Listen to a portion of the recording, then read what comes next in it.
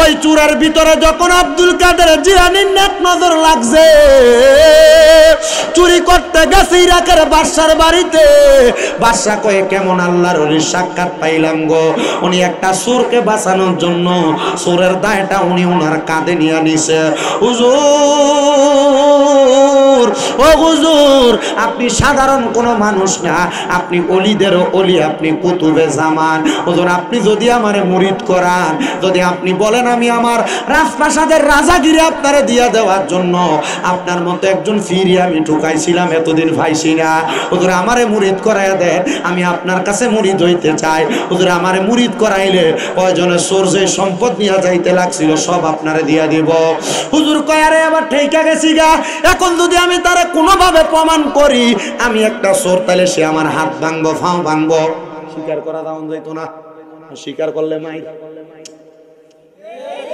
ঠিক না? স্বীকার করলে মারবে। সে মনে করছে আমি শুন না, ফাগরিয়ার পাঞ্জাবি থাকার কারণে খেলা জমছে।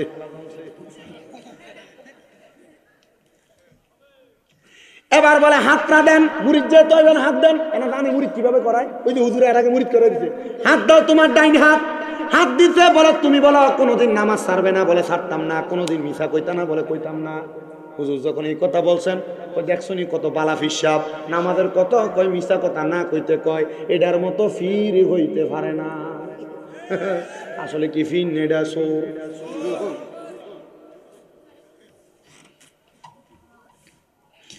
সুন্দর করে এই কথা বইলা বের হয়ে যায়। কয় হুজুর দাঁড়ান, সুরে যদি এই মাল সামান গুলা নিয়ে যাইতো আমি তো কিছুই পাইতাম না। হুজুর আপনি এই মালগুলা হাদিয়া হিসাবে নিয়ে যান। চুরি করতে এই মাল আমি গোছাই লইছি, এখন আমার মাল আমার হাদিয়া হিসাবে দিতেছে। হুজুর আপনার মাল আপনি নিয়ে যান। ডাক দিয়া কয় এ বাবা দে মালগুলা, দে মালগুলা নিয়া রাজপ্রাসাদ থেকে বাইর হইয়া অন্য কোথাও যায় না, হাঁটতে হাঁটতে চলে গেছে নিজের বাড়িতে। নিজের বাড়ি থেকে দরজা বন্ধ দেখে চলে গেছে আব্দুল কাদের জিলানীর কাছে। আব্দুল কাদের জিলানী কয় চুরি কেমন করলা, মুরিদ কেমন করাইলা? হুজুর আপনি জানলেন কেমনে? কয় যারা হক্কানি পীর তারা তাদের মুরিদের খবর রাখে, আর বহুত ফিরে শুধু কয় দেও। এটা শুধু ফিরো, এটা মুরিদের খবর রাখে না। কথা বল না, হক্কানি পীরের কাছে মুরিদের খবর আছে না নাই?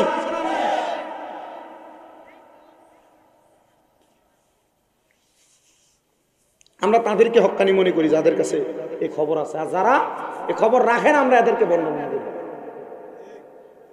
কথা ঠিক আছে? কথা বলেন ঠিক আছে? হযরতে শাহজালাল ইয়ামিনী, শাহপরান ইয়ামিনীর এই পবিত্র ভূমিতে ভণ্ডামিকে চান্স দেওয়া যাবে না।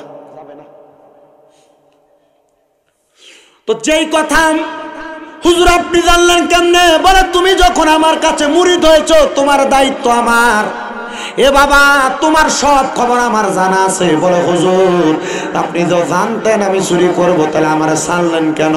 বলে ওই বাসা এতদিন পর্যন্ত হক্কানি একটা ফির খোঁজে, এখন তার বাড়ির পাশে আমি আছি, কিন্তু তার আমার পছন্দ না। আমি তোমার এমন একটা সুরত দিয়ে তার কাছে পাঠাইছি, সে তোমার পছন্দ কইরা তোমার কাছে মুরিদ হইছে। এখন থেকে ওই বাসার খবরও তুমি জানবা, তুমি রাখবা। ওই হুজুর এমন কোন আমল আমার কাছে নেই, এমন কোন আখলাক আমার কাছে নাই। ওরে কি বা এলম আছে আমার, কি বা জ্ঞান আছে নবী গো, কোনভাবে প্রশংসা করব জানা না গিয়াছে। নবীজির প্রশংসার কথা ঘোষণা কোরআনে, নবীজির সম্মান দিয়ে দিয়েছে স্বয়ং আল্লাহ পাকে। কি বায়ালাম আছে আমার, কি বাগিয়ান আছে নবী গো, কোনোভাবে প্রশংসা করব জানা নাহি আছে। নবীজির প্রশংসার কথা ঘোষণা কোরআনে, ওই নবীকে ভালোবাসো জীবন মরণে। আল্লাহুম্মা সাল্লি আলা সাইয়্যিদিনা মাওলানা মুহাম্মাদ ওয়া আলা আলি সাইয়্যিদিনা। ওলিদের ওলি যিনি গাউসুল আজম জিলানি, ওলিদের ওলি যিনি গাউসুল আজম জিলানি, বাগদাদে জন্ম কুতুবে রাব্বানি। বলেন বাগদাদে জন্ম কুতুবে রাব্বানি। হাইরে ওলিদের ওলি যিনি গাউসুল আজম জিলানি, ওলিদের ওলি যিনি গাউসুল আজম জিলানি, বাগদাদে জন্ম কুতুবে রাব্বানি। বলেন বাগদাদে জন্ম কুতুবে রাব্বানি। হায়রে বংশ তোমার হাসানে হুসাইনি, তুমি হইলা মা ফাতেমার নয়নের মনি। বলেন বংশ তোমার হাসানে হুসাইনি, তুমি হইলা মা ফাতেমার নয়নের মনি। দয়ার নজর দাও গো আমায় ও গো গাউসে সমদানি, দয়ার নজর দাও গো আমায় ও গো গাউসে সমদানি। বাগদাদে জন্ম কুতুবে রাব্বানি, হায়রে বাগদাদে জন্ম কুতুবে রাব্বানি। হায়রে তোমার কাঁধে নবীজির কদম, সব ওলিদের কাঁধে তুমি গাউসের কদম। বলেন তোমার কাঁধে নবীজির কদম, সব ওলিদের কাঁধে তুমি গাউসের কদম। মুর্দা কলব জিন্দা করো ও গো গাউসে সামদানি, মুর্দা কলব জিন্দা করো ও গো গাউসে সামদানি। বাগদাদে জন্ম কুতুবে রাব্বানি, বলেন বাগদাদে জন্ম কুতুবে রাব্বানি। হায়রে ওলিদের ওলি যিনি গাউসুল আজম জিলানি, ওলিদের ওলি যিনি গাউসুল আজম জিলানি, বাগদাদে জন্ম কুতুবে রাব্বানি। জোরে কোন মারহাবা। এ মুসলমানেরা, ওই গাউসে পাকের দরবারে ওনার ঘরের মধ্যে সন্ধ্যাবেলা প্রবেশ করছেন চোর মানুষ চুরি করার জন্য। রাত্র গভীর গাউসে পাক আব্দুল কাদের জিলানী তাহাজ্জুদ নামাজ পড়বে, ওযু করতে বের হইছেন। ওযু করে ঘরে প্রবেশ করবে, এমন টাইমে দেখে ঘর থেকে চোর বাইর হয়ে যায়। আব্দুল কাদের জিলানী জিজ্ঞাসা করে, এ ভাই, আমার ঘরে আপনি কেন আসছেন? উনি কয়, হুজুর আপনার কাছে আইছিলাম মুরিদ হইবার লাগা। আসলে কি মুরিদ হইতেছে? কেন আসছে? হ্যাঁ, চুরি করতে। আব্দুল কাদের জিলানী একটা ডাক দিয়া কয়, বাবা মুরিদ হইতে যেহেতু আসছেন তো আসেন না, মুরিদ করাইয়া দেই। কয়, না হুজুর আজকে দীক্ষা যাই, আরেকদিন এসে মুরিদ হইয়া যাব। হুজুর ডাক দিয়া কয়, বাবা না, মানুষের হায়াত বেশি দিন না, কখন জানি মারা যাও, আসো তোমারে এখন আমি বায়াত করাই। হুজুর বায়াত যে হব, ওযু তো করি নাই। চিন্তা করছো ওযুর নাম দিয়ে কোন রকম ভাগা যায়? হুজুর বলে এই যে হুজুর পানি উজু করো, উজুটা করার সাথে সাথে হুজুর গৌসে পাক আব্দুল কাদের জিলানী ডাক দিয়ে কয় বাবা তোমার যে পোশাক এই পোশাক দিয়ে তুমি উজু করছো, কিন্তু মুরিদরাই পোশাক হইয়া পড়ো, এই পোশাক পরে হইও না, আমার একটা পুরান পাঞ্জাবি আমি তোমারে দিলাম, এই পাঞ্জাবিটা পরো। গৌসে পাক আব্দুল কাদের জিলানী ওনার একটা পাঞ্জাবি তারে পরাইছে, ওনার একটা পাগড়ি দিয়া কয় বাবা পাগড়িটা মাথায় দাও, তারপরে তুমি আমার কাছে মুরিদ হও। পাঞ্জাবি আর পাগড়ি লাগায়াম হুজুর গৌসে পাক আব্দুল কাদের জিলানীর কাছে বলতেছে হুজুর আবার মুরিদ করায়া দেন, আমি তাড়াতাড়ি যাইতে হবে। হুজুর গৌসে পাক, কারণ চোর মানুষ, যত সময় নষ্ট হবে তার তো চুরি করার সময় তত কমব, কারণ চোরের সুযোগ হলো গোপনে গোপনে চুরি করা। কথা কয় না, ঠিক কিনা বাবা? এমন অনেক চোর সোনার বাংলাদেশে আছে যারা গম চুরি করে, বুট চুরি করে, আছে না নাই? মানুষের চাল চুরি করে, এমন চোরও আছে না নাই?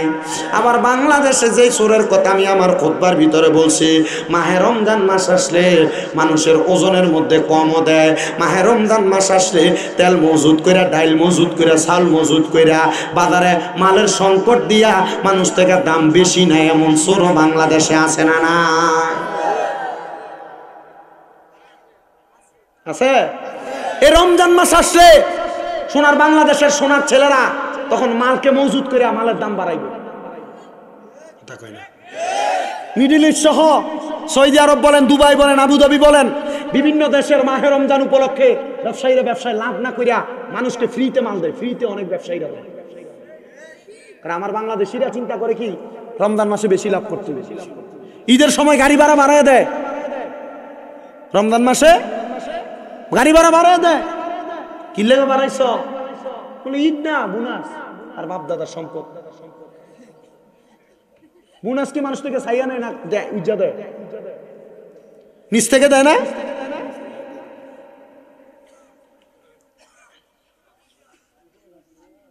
হুজুর গৌসে পাক আব্দুল কাদের জিলানী ডাক দিয়া কয় বাবা তোমার ডাইন হাতটা একটু বাড়াও। হুজুর বলতেছেন ডাইন হাতটা বাড়াও, সাথে সাথে ডাইন হাত বাড়াইয়া দিছে। কয় বাবা তুমি আবার মুরিদ হওয়ার জন্য আমার মুখে মুখে বলো কোনোদিন নামাজ ছাড়বা না। হুজুর নামাজ ছাড়তাম না। তুমি বলো কোনোদিন মিথ্যা কথা বলবা না। হুজুর মিথ্যা কথা বলতাম না। তার কাম হইল কোন রকম মুরিদরা হয়ে এখান থেকে বাগিয়ে আমার চুরি করা লাগবো। গাউসে পাক তারে এই বাক্যে মুরিদ করাইলেন। মুরিদ শব্দের অর্থ কি জানেন? মুরিদ হওয়া মানে হচ্ছে আবদ্ধ হওয়া, ওয়াদাবদ্ধ হওয়া, মিশে যাওয়া, মিলে যাওয়া। আপনারা অনেকে আছেন, বিভিন্ন জায়গার বায়াত আছেন, সাহেব কেবলার বায়াত আছে না, অনেক এলাকায় আছেন না আপনারা? ওয়াদাবদ্ধ হয়েছেন, ওনারা ওনাদের জবান দ্বারা যা বলছে আপনি তা বলছেন, তা পালন করবেন, এটা বইলে ওয়াদা করছেন। উনি ওয়াদা করলেন, মুরিদ হইলেন। উনি কোনোদিন নামাজ ছাড়বে না এবং উনি কোনোদিন মিথ্যা কথা বলবে না। এই কথা বইলা গাউসে পাক আব্দুল কাদের জিলানী বলে বাবা যাও এবার তুমি তোমার কাজে যাও। কথার ভিতরে হাকিকত আছে। আব্দুল কাদের জিলানী বলে তুমি তোমার কাজে যাও, তার মানে সে কেমন কাজে যাবে আব্দুল কাদের জিলানীও সেটা জানে। জানাইছে একজন, তিনি আমার আল্লাহ। আউলিয়া কেরাম ওনাদের মুরিদের বিভিন্ন খবরাখবর রাখেন। কেমনে রাখেন জানেন? এটা রাখার মাধ্যম হলো তিনারা মুরাকাবা করেন। তিনারা যখন গভীর রজনীতে ইবাদত করেন, চক্ষু বন্ধ কইরা কইরা আল্লাহর বান্দারা, আল্লাহর বান্দাদের যারা মুরিদ আছেন, বায়াত আছেন, তাদের খবর তারা তাদের জায়গায় বৈশা বৈশা নেয়। জোরে বলেন মারহাবা। গাউসে পাক আব্দুল কাদের জিলানী বলেন যাও বাবা যাও যাও যাও, আমি তোমার অনুমতি প্রদান করলাম, তুমি যাও তোমার কাজে চইলা যাও। এবার সে বাইর হইয়া চিন্তা করতেছে রাত আর বেশিক্ষণ নাই, আমি এখন কোথায় চুরি করব। এই কথা চিন্তা করতে করতে ইরাকের বাদশার বাড়ির সামনে গেছে। চিন্তা করতেছে আজকে যেহেতু কোনো জায়গায় চুরি করতে পারি না, ইরাকের বাদশার বাড়িতে ঢুইকা দেখি এখানে চুরি করা যায় কিনা। বাদশার বাড়িতে প্রবেশ করতেছে। দারোয়ান বলে কে তুমি? উনি নিজেই ডাক দিয়ে বলতেছে আমি হইলাম চোর, বাদশার বাড়িতে চুরি করতে যায়। দারোয়ান পেছনে তাকায়া দেখতেছে লম্বা পাঞ্জাবিওয়ালা, মাথায় ফাঁকরিওয়ালা। এ বলতেছে চোর, মনে হয় এটা চোর না, এটা বাদশার কোনো ভাইয়া বন্ধু হবে, আমার সাথে রসিকতা করতেছে। এ কথা বইলা সে প্রবেশ করছে। দারোয়ানও কোনো বাধা দেয় না। এবার আল্লাহর বান্দা যখন ভিতরে প্রবেশ করছে, ভিতরে প্রবেশ কইরা পুরা বাড়ির মাল সামান স্বর্ণ গয়না একসাথে কুরবান দিছে। আর এমন টাইমে চারিদিকে ফজরের আযান ফুরে গেছে। চিন্তা করলো ফজর আজান হয়েছে, এখন সে তো এক জায়গায় বায়াত হয়েছে, বায়াত হইলে তার ভিতরটা তো বিভিন্ন ভাবে পরিবর্তন হবে, হবে না? ভিতরে একটু না একটু ভয় থাকবে। চিন্তা করলো হুজুরের কাছে ওয়াদা করলাম নামাজ ছাড়তাম না, ঠিক আছে মালগুলা থাক, আমি একটু নামাজটা পড়ি। আচ্ছা, চুরিও করে নামাজও পড়ে, এমন মুসল্লি সোনার বাংলাদেশে আছে না নাই? বাই মারা গেছে, বাইফুতের সম্পদ বুঝিয়ে দিচ্ছে না, এমন চোরেরা নামাজ পড়ে না? মা বাপ মরে গেছে, বোনের সম্পদ বুঝিয়ে দেয় নাই, এমন চোরেরাও বাংলাদেশে নামাজ পড়ে না? মানুষকে ওজনে কম দেয়, মিথ্যা কথা বলে ব্যবসা করে, এমন চোরও বাংলাদেশে নামাজ পড়ে না? আপনাদের কথা বলেন না, আসেনি? আপনি যদি বলেন আছে আছে, যদি বলেন নাই তবুও বলবো আছে। বহুত চোর আছে এমন, ভাই ভাইয়ের সম্পদ বুঝিয়ে দিছে না, দখল করে খাইতেছে, এমন চোরও আছে। আছে এগুলা কুফরি করে, কুফরি। এই কুফরির কারণে বান্দা জাহান্নামের আগুনে জ্বলবে, বান্দা জানেন। আপনারা কষ্ট হইতেছে? আমি তো আপনাদের কাছে পুরাতন, এখান থেকে বক্সিটিলের দূরত্ব কত দূর? সামনের গা। তাহলে আপনাদের কাছে আমি পুরান না? পুরানো। তো যেই কথা বলতেছি আমার বাবারাম, আমি আপনাদেরকে বেশি সময় কষ্ট দিব না, যেহেতু ঠান্ডার রাত্র, আজকে একটু ঠান্ডা অন্য দিনের থেকে বেশি। আমার ঠান্ডায় আমার এই হাতের অংশ গোস্ত ব্যথা করতেছে, আমি বুঝতেছি এটা ঠান্ডাতে ব্যথা হইতেছে। এবার ওনার জামাল চুরি করছে, গাছটিটা বান্ধে এক সাইডে রাইখা নামাজ করতে দাঁড়াইছে। এমন টাইমে এই বাদশার ঘুম ভাঙছে। বাদশা ঘুম ভাঙ্গা দেখতেছে বাদশার বাড়ির বড় বড় সিন্দুক গুলা ভাঙ্গা, সিন্দুকের মাল সামান গুলা চুরি করে করে কে জানি নিয়ে গেছে। বাদশা সব ঘরে ঘরে তালাশ করে, বাদশার নামাজের ঘরে প্রবেশ করে দেখতেছে একজন আল্লাহওয়ালা ব্যক্তি, লম্বা পাঞ্জাবি পরা, পাগড়ি পরা, আর পুরা বাড়ির স্বর্ণ গয়না হীরা জহরত মণি মুক্তা একটা বস্তাত পরা, উনি নামাজ পড়ে। বাদশা দাঁড়ায় দাঁড়ায় কয়, চোরে মনে হয় চুরি করে যাইতে লাগছিল, আরে আল্লাহর ওলি মনে হয় আমার চুরি হওয়ার মালগুলা বাঁচাইয়া এখন নামাজের ওয়াক্ত হয়েছে, আল্লাহর ওলি নামাজ পড়তেছে। আসলে কি তিনি আল্লাহর ওলি না তিনি চোর? তিনি চোর না? উনি নামাজের সালাম ফিরাইছেন, আসসালামু আলাইকুম ওয়া রাহমাতুল্লাহ, আসসালামু আলাইকুম ওয়া রাহমাতুল্লাহ। সালাম ফিরে যখন বাদশা বলছে, হুজুর আপনি আমার মালগুলা চোরের হাত থেকে বাঁচাইছেন, আপনার অসংখ্য ধন্যবাদ। এবার উনি ডাক দিয়া কয়, আরে আমার না কইছে মিশা কথা কোন যাইতো না। কয় না না না, আমি মাল বাঁচাইছি না, তা আমি নিজেই চোর। এবার বাদশা ডাক দিয়া কয়, দেখছনি কত বড় আল্লাহর ওলি, একটা চোররে বাঁচাইবার লাগা চোরের দোষটা নিজের কান্দে নিতেছে। বাদশা চোরের ফাউডির ভিতরে ধরে কয়, হুজুর যতক্ষণ না আপনি আপনার কাছে আমারে মুরিদ না করাইবেন, আমি আপনার কদম ছাড়ব না। ওরে লাওয়ারিস নয় গুনাহগারর হাসরর মাডত, রহমতর চাদর যখন মুস্তাফার আতত, হডে যাইব উম্মত ওয়ালা উম্মত ফালাই, হডে যাইব উম্মত ওয়ালা উম্মত ফালাই, কইল জাগানো মদিনাত রাখিয়াই তো সাই, মদিনা ওয়ালার দেশত আশেকে যখন যায়, মদিনা ওয়ালার দেশত আশেকে যখন যায়, হইল জাগানো মদিনার রাখিয়াই তো চাই, হইত ন পারে তারাও যারা আসিলে মদিনায়, হইত ন পারে তারাও যারা আসিলে মদিনায়, মদিনা চাইল নাকি চাইল জান্নাত, খোদার দুনিয়া তার চাইবার কিছু নাই, খোদার দুনিয়া তার চাইবার কিছু নাই, কইল জাগানো মদিনা রাখিয়াই তো চাই। একটা জবান বন্ধ রাখবেন না, জবান খুলে জোরে জোরে পড়েন আল্লাহু আকবার। ওই চূড়ার ভিতরে যখন আব্দুল কাদের জিলানীর নজর লাগছে চুরি করতে গেছে ইরাকের বাদশার বাড়িতে বাদশা কয়ে কেমন আল্লাহর ওলির সাক্ষাৎ পাইলাম গো উনি একটা চোরকে বাঁচানোর জন্য চোরের দায়টা উনি ওনার কাঁধে নিয়ে নিছে হুজুর ও হুজুর আপনি সাধারণ কোনো মানুষ না আপনি অলিদেরও অলি আপনি কুতুবে জামান হুজুর আপনি যদি আমারে মুরিদ করান যদি আপনি বলেন আমি আমার রাজপ্রাসাদের রাজাগিরি আপনারে দিয়া দেওয়ার জন্য আপনার মতো একজন ফিরি আমি ঢুকাইছিলাম এতদিন পাইছি না হুজুর আমারে মুরিদ করাইয়া দেন আমি আপনার কাছে মুরিদ হইতে চাই হুজুর আমারে মুরিদ করাইলে কয়জনের চোর যে সম্পদ নিয়ে যাইতে লাগছিল সব আপনারে দিয়া দিব হুজুর কয় আরে আবার ঠেকা গেছি গা এখন যদি আমি তারে কোনোভাবে প্রমাণ করি আমি একটা চোর তাহলে সে আমার হাত ভাঙবো ফাও ভাঙবো স্বীকার করা দাউন যাইতো না স্বীকার করলে মাইর ঠিক না স্বীকার করলে মারবে সে মনে করছে আমি শুন না ফাগরিয়ার পাঞ্জাবি থাকার কারণে খেলা জমছে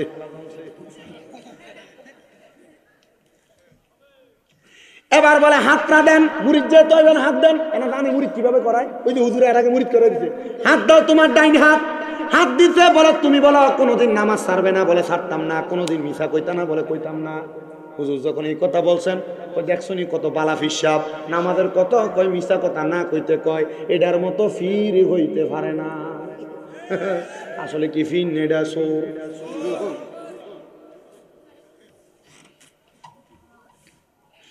সুন্দর করে এই কথা বইলা বের হয়ে যায় কয় হুজুর দাঁড়ান সুরে যদি এই মাল সামানগুলা নিয়ে যাইতো আমি তো কিছুই পাইতাম না হুজুর আপনি এই মালগুলা হাদিয়া হিসাবে নিয়ে যান একবারই চুরি করতে এই মাল আমি গোছাই লইছি এখন আমার মাল আমার হাদিয়া হিসাবে দিতেছে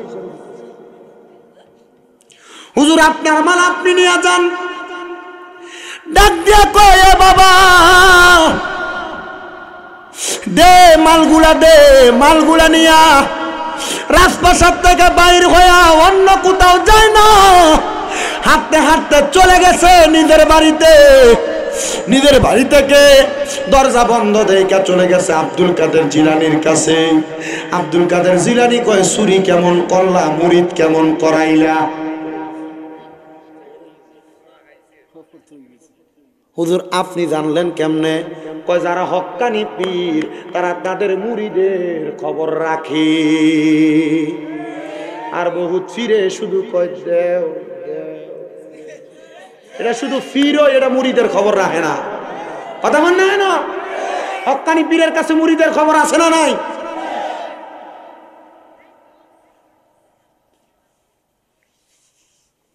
আমরা তাদেরকে হক্কানি মনে করি যাদের কাছে এই খবর আছে আর যারা এই খবর রাখেন আমরা এদেরকে বর্ণনা দেব কথা ঠিক আছে কথা বলেন ঠিক আছে হযরতে শাহজালাল ইয়ামিনী শাহপরান ইয়ামিনীর এই পবিত্র ভূমিতে ভণ্ডামিকে চান্স দেওয়া যাবে না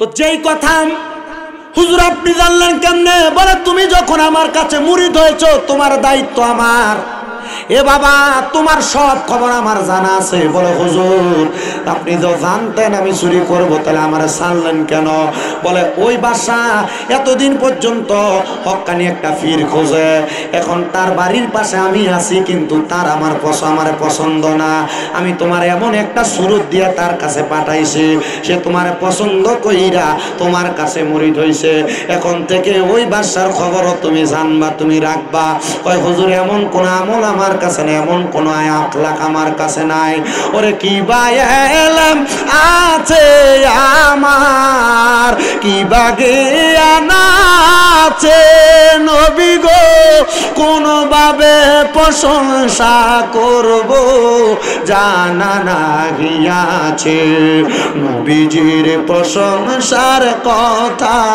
ঘোষণা কোরআনে নবীজির সম্মান দিয়েছে স্বয়ং আল্লাহ পাকে কি বায়ালাম আছে আমার কি বাগিয়ান আছে নবী গো কোনোভাবে প্রশংসা করব জানা নাহি আছে নবীজির প্রশংসার কথা ঘোষণা কোরআনে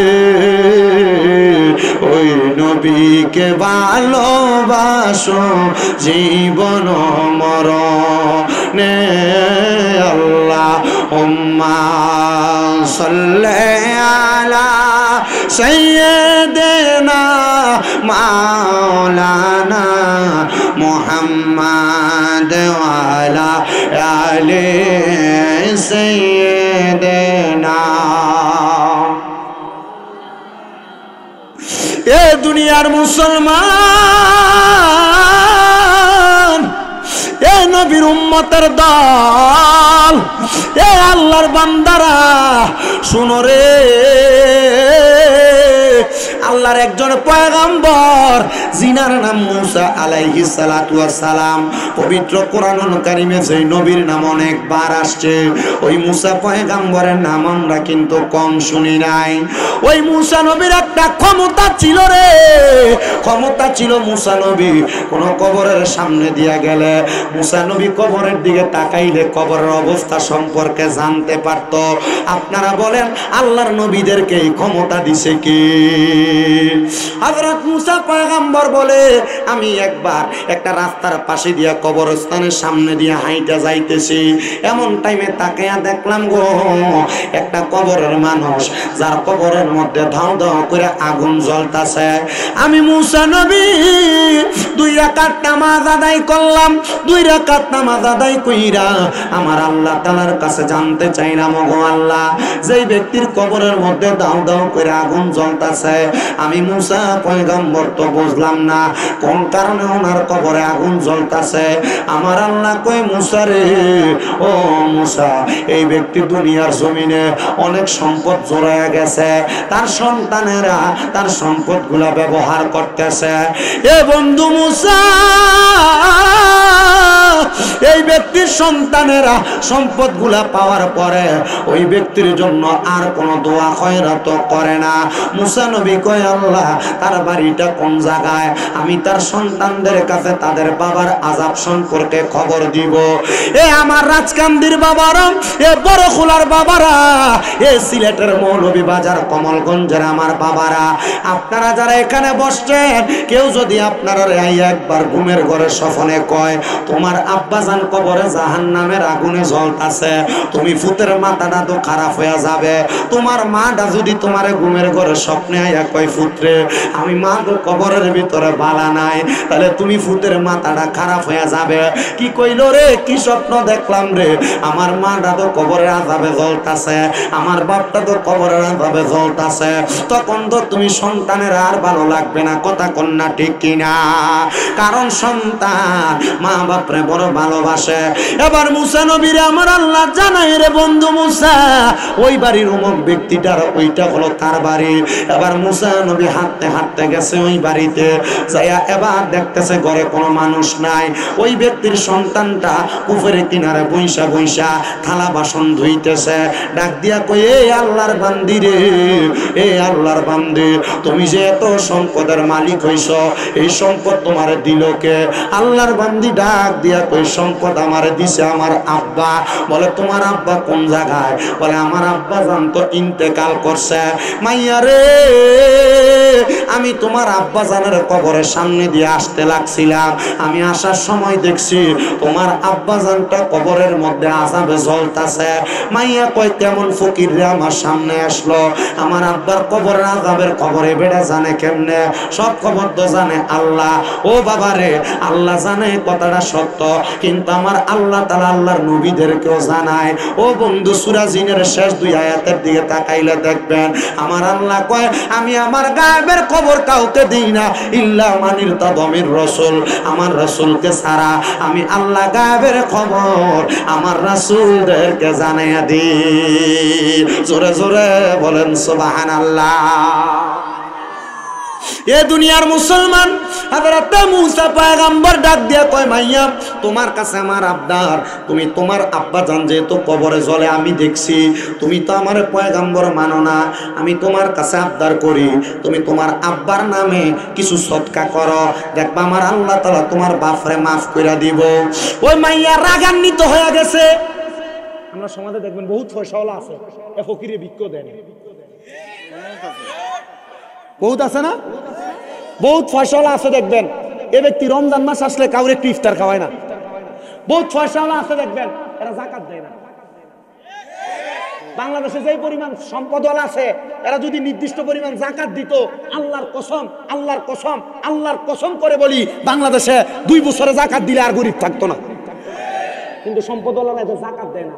মনে রাখবেন যাকাত তাদের মালকে পবিত্র করে, যাকাত মালকে পবিত্র করে, যাকাত সম্পদকে পবিত্র করে, কিন্তু আমাদের সমাজের মানুষ যাকাত দিতে চায় না। এ কথা বলেন আছে না নাই? যাকাত সম্পদকে কি করে বলেন? যাকাত সম্পদকে কি করে? প্রতি বছর বছর মালের হিসাব করবেন আপনি কত টাকার মালিক। যদি 1 টাকাও বেশি হয় নির্দিষ্ট পরিমাণ অর্থ থেকে, 7.5 ভরি স্বর্ণের দামের বেশি যদি মালের মালিক হন, এই মালের টাকা হিসাব করে যাকাত দিয়ে দিবেন। দরকার আছে না নাই? কথা বলেন, দরকার আছে না নাই? যাকাত সম্পদের নিরাপত্তা দেয়। কেমনে দেয়? আরেকটা ঘটনা বলি, এরপরে মুসা নবীর ঘটনাটা শেষ করি, এরপর আমার ওয়াজ শেষ, ছুটি দিয়ে দিব। রাজি আছেন ইনশাআল্লাহ? আল্লাহর এক বান্দা, উনি ইরাকের ব্যবসায়ী, ইরাকের ব্যবসায়ী, উনি ব্যবসা করতে গেছেন, ব্যবসা করে মাল নিয়ে ইরাক থেকে আসতেছেন। আসার পথে ওনারা 9 জন ব্যবসায়ীর মাল একসাথে রাখছেন, রাইখা কাপড় দিয়ে ঢাকনা দিয়া ওনারা নামাজ পড়তে চলে গেছেন মসজিদে। একজনকে পাহারাদার রাইখা গেছেন, ওই একজন মালগুলা পাহারা দিতেছে। মাল পাহারা দেওয়ার সময় এই টাইমে ডাকাত আসছে, ডাকাত আইসা তাদের মাল চুরি করে নিয়ে যাবে, কিন্তু একজন পাহারাদার থাকার কারণে ডাকাইতে মাল চুরি করতে পারে না। তখন সে চুরি না করতে পারে ডাকাতে কি করছে, পুরাগুলা মালের ভিতরে আগুন ধরাই দিছে। মালে কি করছে? আগুন ধরাই দিছে। তো ওই পাহারাদার ব্যক্তি দৌড়ে গেছে মসজিদে ডাক দিয়ে বলেন, এ 9 জন বণিক ব্যবসায়ী আপনাদের মালের মধ্যে ডাকাতের আগুন লাগিয়ে দিছে, আপনারা তাড়াতাড়ি চলেন, সব মাল পুরা ছাই হয়ে যাইতেছে। এবার মসজিদের ভিতরে যে 9 জন ব্যবসায়ী নামাজ পড়তেছে, এই 9 জনের ভিতরে 8 জন নামাজ ছেড়ে দিয়া দৌড় দিছে, একজন নামাজ ছাড়ে না, নামাজ পড়তেছে। ব্যবসায়ী কয়জন? দৌড় দিছে কয়জন? একজন কি করে? সবাই যাইয়া দেখতেছে তাদের মাল সামান পুইরা একবারে ছাই খায়, কিন্তু যে ব্যক্তি নামাজ পড়ে তার মালগুলা পুড়ে নাই, শুধু তার মালগুলা যে কাপড় দিয়া ঢাকনা দিছে কাপড়টা পুড়ে গেছে। সে নামাজ শেষ করে দৌড়ে আসছেন। সবাই জিজ্ঞাসা করে, আজীব কাণ্ড, সবার মাল পুড়ে গেছে, তোমার মাল পুড়ে নাই। আর সবাইকে ডাক দেওয়ার পরে সবাই দৌড়ে আসলো, তুমি কেন দৌড়ে আসলা না? আল্লাহর বান্দা ডাক দিয়া কয়, আল্লাহর ঘোষণা, আমি যদি আমার মাল সম্পদের যাকাত আদায় করি তাহলে আমার সম্পদের নিরাপত্তার দায়িত্ব আমার আল্লাহর। তো আমি আমার যত সম্পদ আছে সব সম্পদের যাকাত আদায় করেছি, আমার মালকে নিরাপত্তা দায়িত্ব দেওয়ার দায়িত্ব তো আমার আল্লাহর। এজন্য আমি আল্লাহর কাম করছি, আমার মালের নিরাপত্তা আমার আল্লাহ দিছে। সবাই কত উপরের কাপড়টা যে জ্বলে গেল, এটা আল্লাহ রক্ষা করলো না? সবাই বলতেছে উপরের কাপড়টা যে জ্বলে গেল, এটা রক্ষা করলো না? বলে এটার খবর এখন দিতে পারবো না, বাড়িতে চলো। কোথায় চলো? বাড়িতে চলো। বাড়িতে গেছেন, 8 ব্যবসায়ীর সাথে বউকে ডাক দিয়েছেন, স্ত্রী সামনে আসো। ডাক দিয়ে বলে, স্ত্রী তোমার কাছে জানতে চাই, তুমি বলো। এই স্ত্রী তুমি বলো না, আমি যে ব্যবসা করতে যাওয়ার সময় আমার মাল ঢাকনা দেওয়ার জন্য তুমি একটা কাপড় দিছিলা, গত বছর যে আমি যাকাত দিছিলাম, তুমি বলো এই মালটার যাকাত আমি দিছি যে, কিন্তু সব মালের যাকাত দিছি, কাপড়ের যাকাত আমি দিছিলাম নি। স্ত্রী বলে, কাপড় তো গত বছর যাকাত দেওয়ার সময় আমাদের কাছে ছিল না। কোথায় ছিল? বলে এই কাপড় তো আরেকজন নিয়ে গেছিল, এটার হিসাব আমি করতে মনে নাই। বলে এই জন্য সোনরে ব্যবসায়ীরা আমি এই মালটার জাকাত দেই না, এই জন্য মালটা পুড়ে গেছে, কিন্তু যেই মালের জাকাত দিছি এই মাল তো পুড়ে নাই। তার মানে বোঝা যায় আপনি যদি কারোর কাছে টাকা পাওনা থাকেন, এই টাকা পাওয়ার সম্ভাবনা আছে, এই টাকারও হিসাব করে জাকাত দেওয়া লাগবে। আর আপনি যদি জাকাত দেন, আল্লাহ তাআলা আপনার জাকাতের সম্পদের রক্ষা করবে। সুবহানাল্লাহ। নাই তোমাদের যাদের বাবা, যাদের দাদা, যাদের চাচারা জাকাত দেয় না বুঝায় বলবে। আপনারা যারা মুরব্বী বাবারা আছেন, অনেকে মনে করে জাকাত দেওয়াকে তারা জরিমানা মনে করে। নবীজি বলছেন, হ্যাঁ, কিয়ামতের আগে মানুষ জাকাত দেওয়াকে জরিমানা মনে করবে। আর জরিমানা মনে করবেন আপনি জাকাত দিবেন না হিসাব কইরা, দেখবেন ডাক্তারের কাছে গেলে 20-30 হাজার, 50,000, 1 লাখ হয়ে যায়। এখান দিয়ে ওইখান দিয়ে সমস্যা হয়ে যাইতেছে, আপনার টাকা চলে যাইতেছে। ঠিক কিনা? জাকাত দেওয়া লাগবে কি লাগবে না? দিবেন জাকাত। আমার ওয়াজ থেকে কিছু বুঝছেন না? যাও বাবা যাও। বুঝছি, আমি তোমার ডাক দিতাম না, তোমার যে দাড়ি ফাঁক না, তোমার ওখান যে ফসাব পায়খানা ধরছে না, এটা তো শুক্রিয়া। যাও না না, আসছো না, ঠিক আছে, কারণ সরল মানুষ। কি আছে আরো কিছু কথা। এই যে আপনারা হাসেন না, এটা ভালো জিনিস। এটা কি জিনিস? আপনারা দেখেন টিভিতে মক্কা মদিনার লাইভ দেয় না, দেখবেন অনেকে গোল করে কাবা শরীফের মধ্যে নামাজ পড়ে, আবার দেখবেন অনেকে নামাজের সামনে দিয়ে হাঁটে। দেখেননি আপনারা? এটা কি লেগে হাঁটে জানেন? এও সুইটা যায় যে আর নামাজ পড়ে, তখন এরা হাইটে হাইটে ভাই গোল করে ঘুরে ঘুরে যেখান দিয়ে জায়গা পায় ভাই।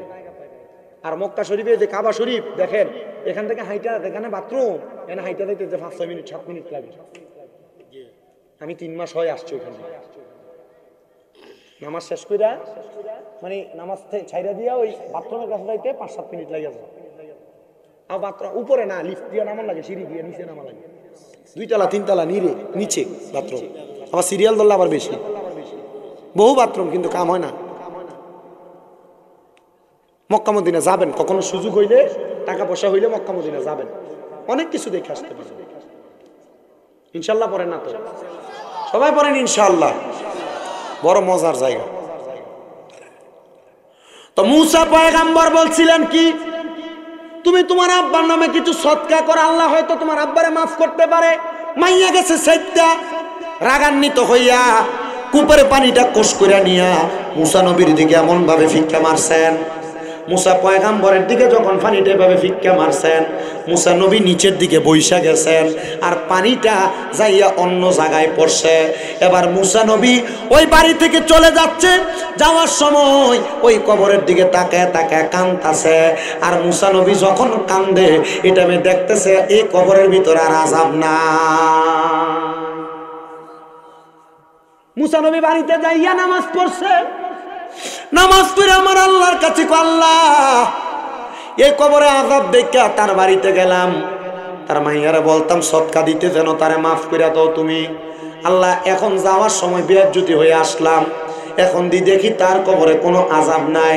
আল্লাহ কয়, মুসা আমি আল্লাহ তো দয়াবান, আমি আল্লাহ তো মায়াবান, আমি আল্লাহ দয়া করছি বিদায় তারে আমি মাফ করে দিছি। আল্লাহ কেমনে মাফ করছেন? আল্লাহ ডাক দিয়া কই, মুসা রে, তোমারে যখন মাইয়াটা পানি মারছে, ওই মাইয়াটা যখন পানি মারে, তুমি যখন বইসা গেছো, ওই পানিটা যাইয়া একটা ব্যাঙ এবং ব্যাঙের ছাও ব্যাঙের বাচ্চার গায়ে যায় পড়ছে। আর ওই ব্যাঙে দোয়া করার কারণে আমি আল্লাহ ওই ব্যক্তির কবরের আযাব মাফ কইরা দিছি। কার দোয়ার কারণে কবরের আযাব মাফ? ব্যাঙের দোয়ার কারণে কবরের আযাব মাফ। কিসে দোয়া করছে? ব্যাঙে দোয়া করছে। মুসা নবীকে আল্লাহ কারণ কি বলে, মুসা এই ব্যাঙটা নতুন শাবক বাচ্চা দিছে, এই ব্যাঙটা বাচ্চাগুলা সাইরা শাবকগুলা সাইরা যায় না, কারণ আসমানের মধ্যে একটা সিল ঘুরতেছিল, সিল পাখি। ব্যাঙটা সরে না বাচ্চাদের জন্য পানি নেওয়ার জন্য। ব্যাঙটা বাচ্চাদেরকে দইরা দইরা আমি আল্লাহর কাছে দোয়া করতেছিল, আল্লাহ এই মুহূর্তে যদি কেউ আমার একটু পানির ব্যবস্থা করে দিত, আমি বাচ্চা ডিরে নিয়ে বাঁচতাম। আল্লাহ আমি বাচ্চা ডিরে নিয়ে বাঁচতাম।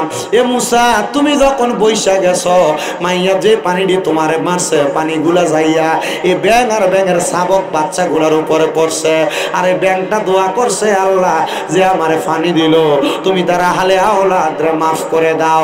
আর আমি আল্লাহ তাআলা এই ব্যাংকের দোয়ার কারণে এই মাইয়ার বাপের কবরের আযাব মাফ করে দিছে। জোরে বলেন সুবহানাল্লাহ। আমি জানি না রে কমলগঞ্জের রাজকান্দি এলাকার বড় খোলার কোন ভাই বাবারা জানি তাদের মারে মাটি দিয়া, তাদের বাবারে মাটি দিয়া আজকের মাহফিলে বসে গেছে রে বাবা।